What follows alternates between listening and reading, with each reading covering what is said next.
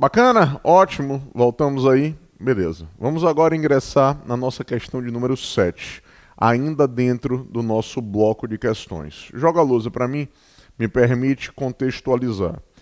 Romualdo e Paulo subtraíram pertences de Cláudia, utilizando-se para tanto de um punhal, que possuía o cabo cravejado com pedras. Logo após ter sofrido a subtração de seus pertences, Cláudia comunicou o fato a policiais civis da delegacia de polícia próxima, onde lhe apresentaram um álbum fotográfico da distrital, tendo Cláudia reconhecido Romualdo. Os policiais, então, saíram em diligência e lograram êxito em deter Romualdo, que contribuiu para as investigações fornecendo o nome de seu comparsa, culminando, a seguir, com a detenção de Paulo, bem como apreenderam a arma e a recuperaram com Paulo. Você, delegado de plantão, apreciando toda a ocorrência e confirmando os fatos, deverá. Ora, perceba o seguinte, o enunciado ele tem até uma certa envergadura e ele apresenta um contexto onde a vítima de um delito comparece no departamento de polícia e traz elementos que permitem que o sujeito ou os sujeitos sejam localizados. Ora, os policiais promovem diligência e encontram o sujeito com os elementos que permitem presumir que ele é o responsável pela prática delituosa. Ele é encontrado com objetos e com o instrumento do crime que autorizem a presunção de que ele é o responsável. Nós temos no Código de Processo Penal, delegado, no artigo 302, as três principais modalidades de flagrante. O flagrante próprio, o flagrante impróprio e o flagrante presumido. No flagrante próprio, também conhecido como real, perfeito ou propriamente dito, eu aloco duas situações pontuais. Ou o sujeito é preso, se coloca como espectador, executando o delito, para dizer, desenvolvendo os atos executórios, realizando o núcleo do tipo penal, ou o sujeito é preso ao acabar de cometer o delito. Para dizer, os atos executórios já estão exauridos, mas ele não se livrou, ele não se desvencilhou do locus delicti ou das circunstâncias do fato. Beleza. No flagrante impróprio, também conhecido como irreal, imperfeito ou quase flagrante, terminologia sobrevivência, o sujeito ele é perseguido logo após a prática do delito. E havendo êxito nessa perseguição, ele vai ser capturado em circunstâncias que autorizem presumir a responsabilidade penal e ele está sendo flagranteado.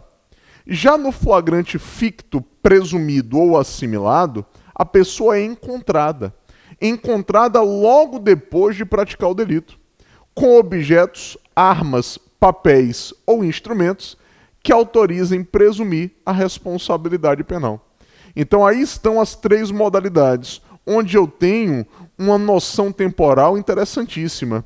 Flagrante próprio, quase que uma intolerância temporal. Porque o sujeito é preso executando o crime ou o sujeito é preso ao acabar de cometer o delito.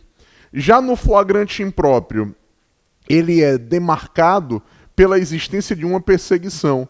Perseguição deflagrada logo após a ocorrência do crime. O logo após é o tempo para tomar conhecimento do fato, ir até o local e deflagrar a perseguição. Maravilha. E enquanto a perseguição existir, nós temos a perenização do estado de flagrância, no intuito de que o sujeito seja capturado.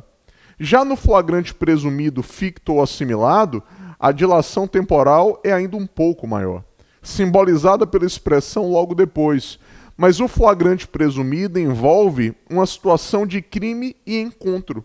O sujeito é encontrado logo depois da prática do delito, com objetos, armas, papéis ou instrumentos que autorizem presumir a responsabilidade penal. Veja que a lei não fala em minutos, em horas, em dias.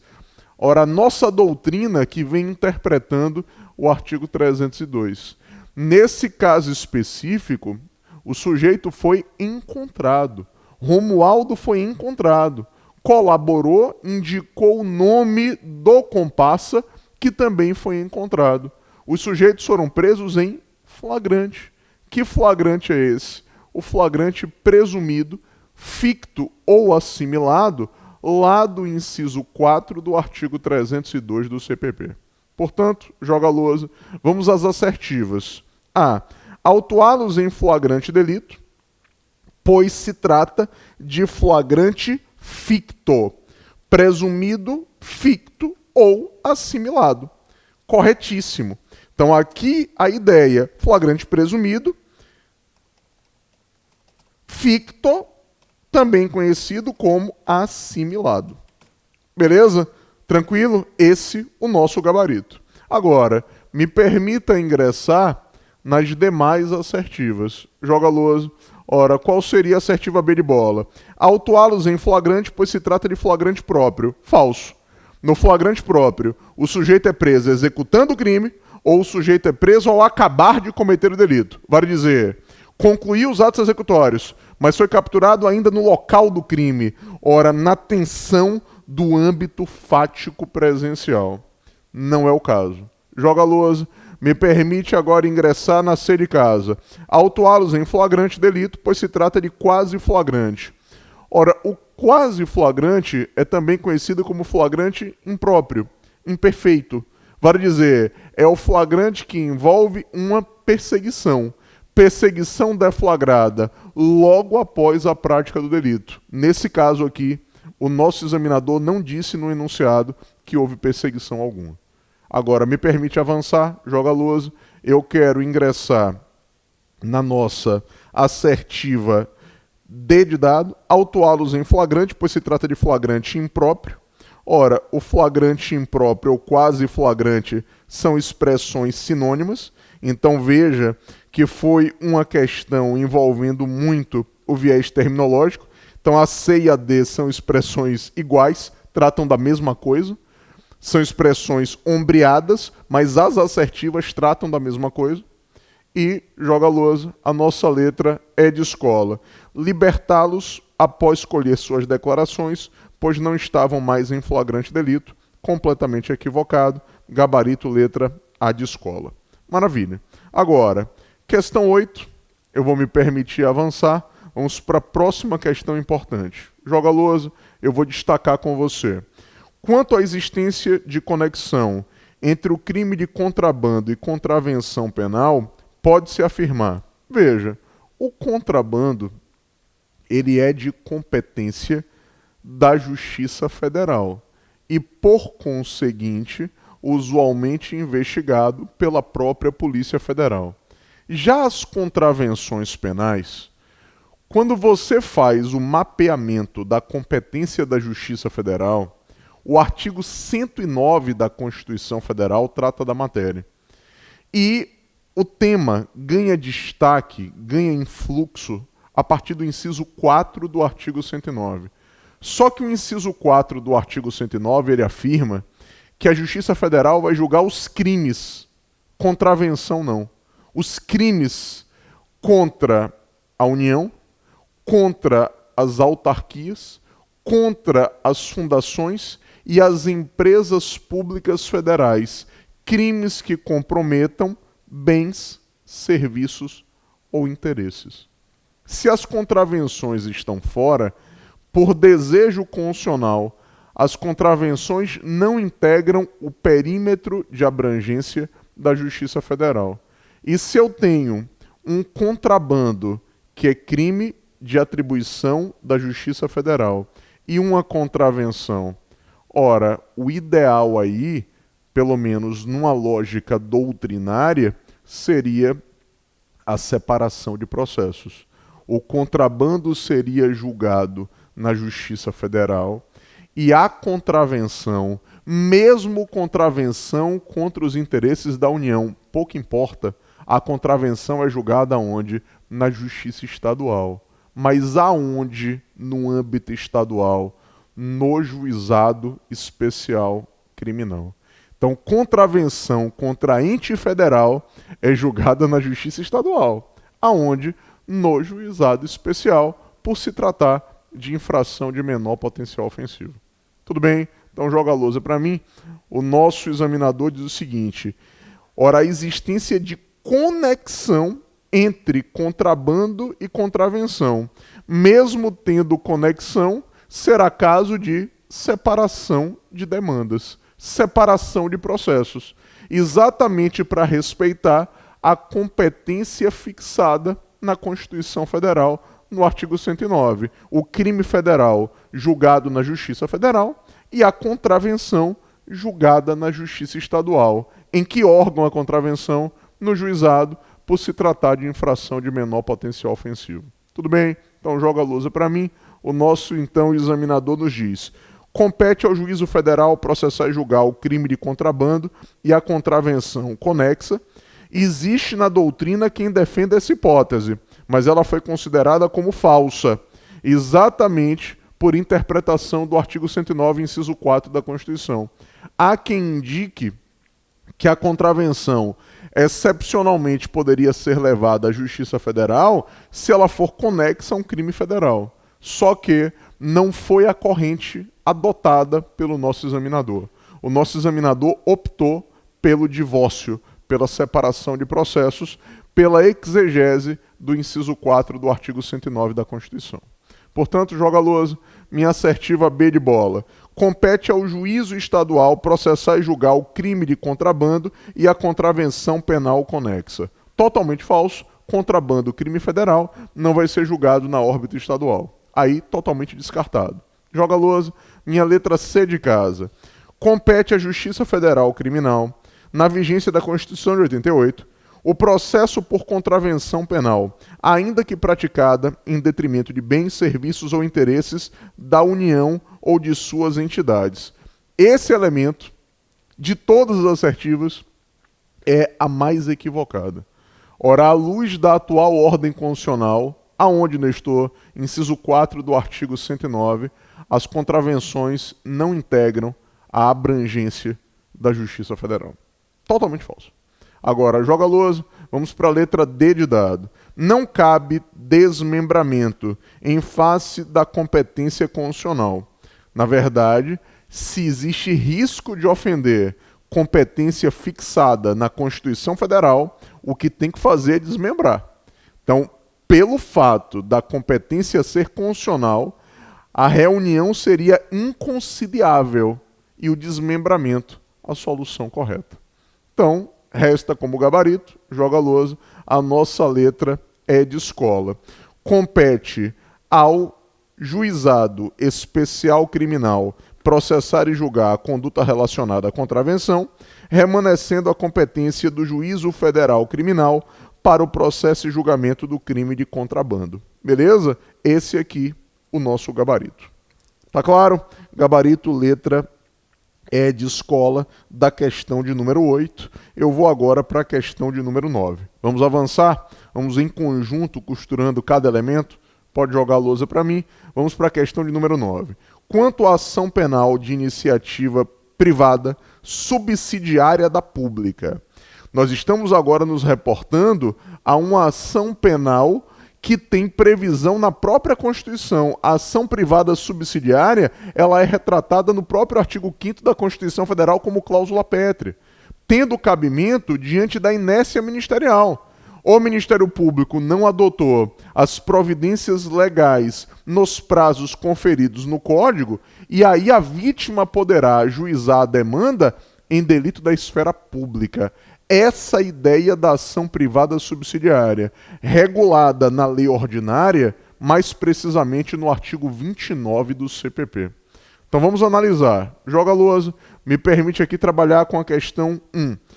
Quando o Ministério Público oferece denúncia contra uns indiciados e deixa de apresentar denúncia contra alguns dos indiciados, impede a propositura de ação penal privada subsidiária da pública. Essa assertiva aqui, ela é verdadeira. Se o Ministério Público atuou, se o Ministério Público quebrou a inércia, não cabe ação privada subsidiária. Ah, Nestor, mas ele ofereceu a denúncia apenas contra a parte dos envolvidos. Ora, nós presumimos aí a atuação funcional diligente. consentânea com a lei. Os outros não foram denunciados porque certamente não haveria lastro para tanto. Se o Ministério Público quebra a inércia, é porque ele se manifestou. Se ele se manifestou, não cabe ação privada subsidiária.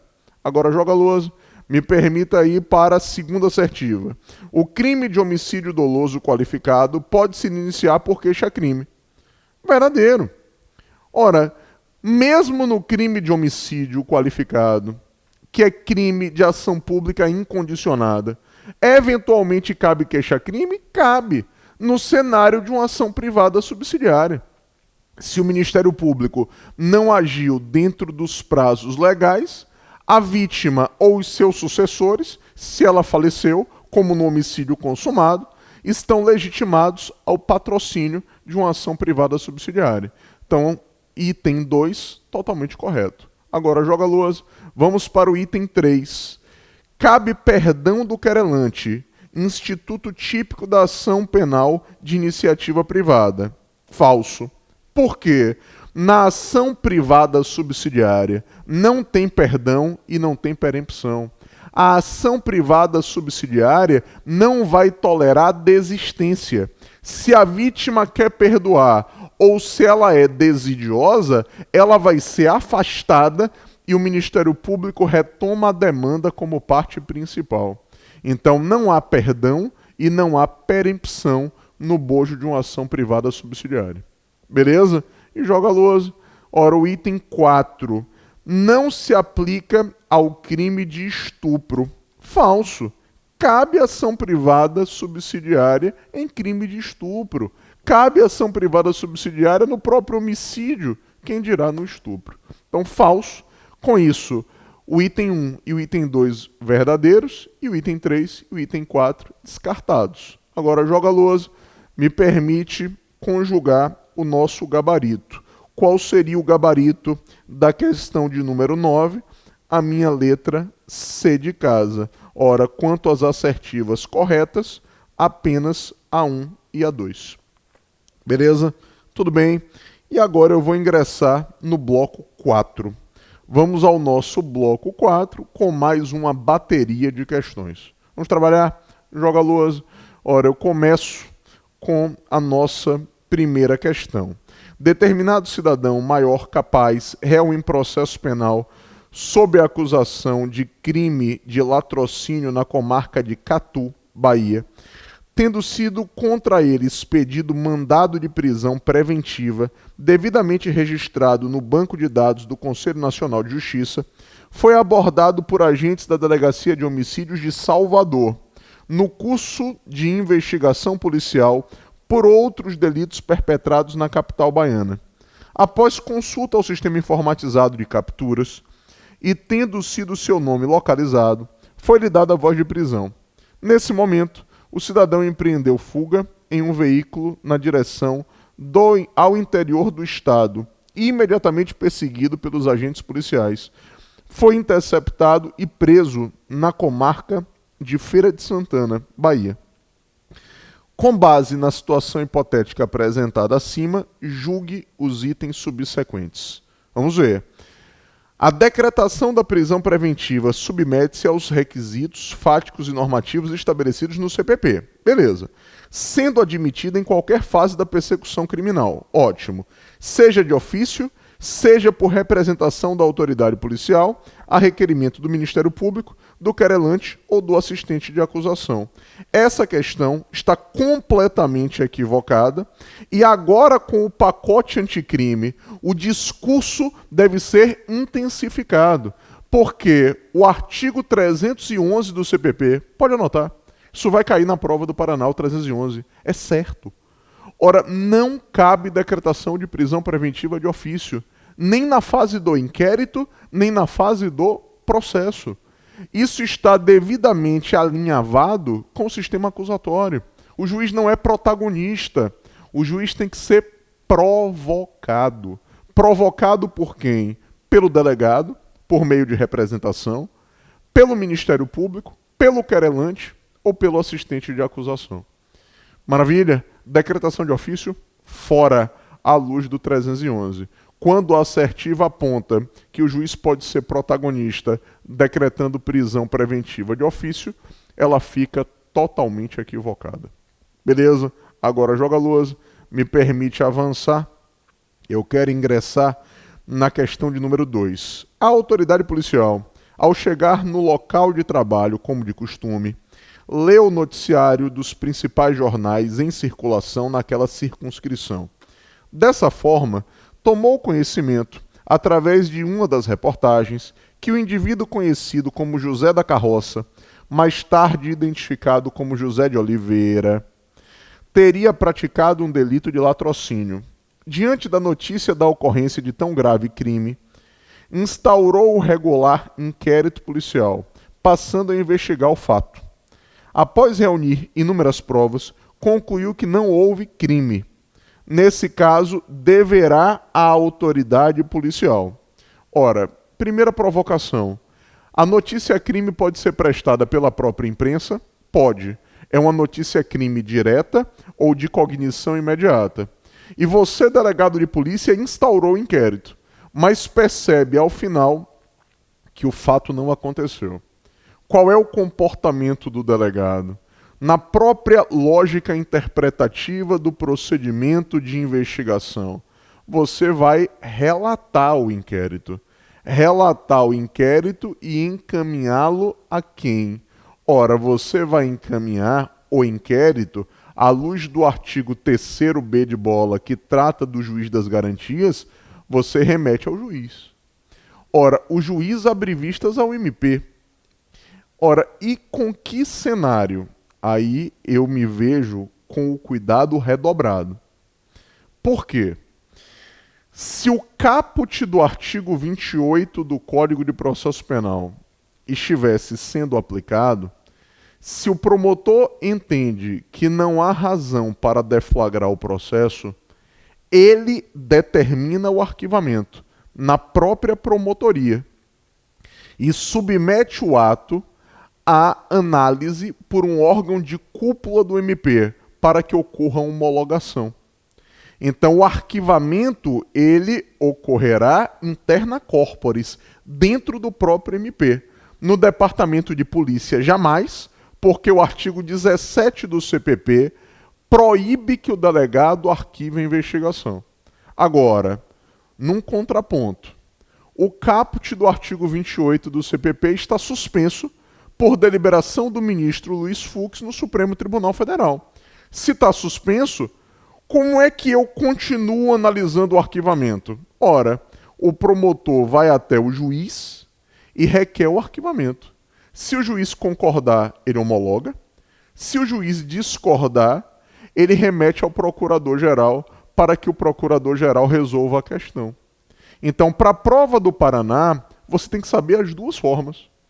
A forma trazida pelo pacote anticrime e que está suspensa, eu insisto nisso, basta saber cobrar para que eles possam explorar essa hipótese, e você precisa saber como continua funcionando, que é no modo histórico.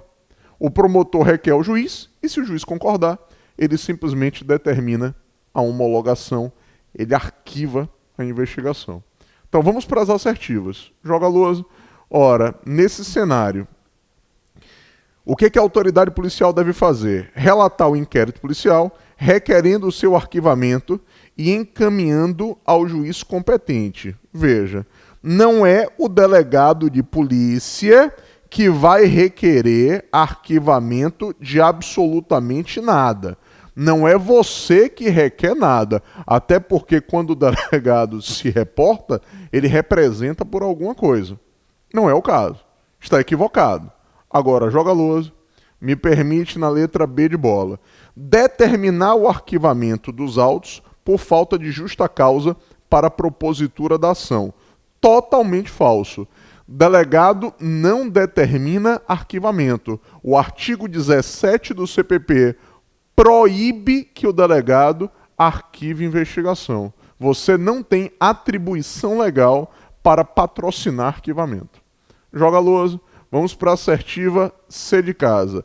Encaminhar os autos ao Ministério Público para que este determine o seu arquivamento. Ora, doutor, essa assertiva está equivocada. Por quê? Com o pacote anticrime, encaminha para o juiz. Ah, mas a figura do juiz das garantias está suspensa. Eu sei. Então vai encaminhar para o juiz que não tem o status de juiz das garantias. O juiz é que vai abrir vistas ao MP.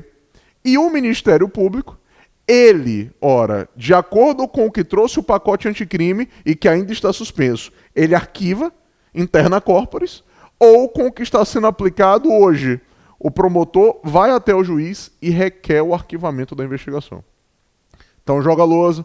Essa letra C é equivocada. Você não vai encaminhar os autos ao MP, você vai encaminhar ao juiz. E o Ministério Público hoje ainda não está determinando o arquivamento.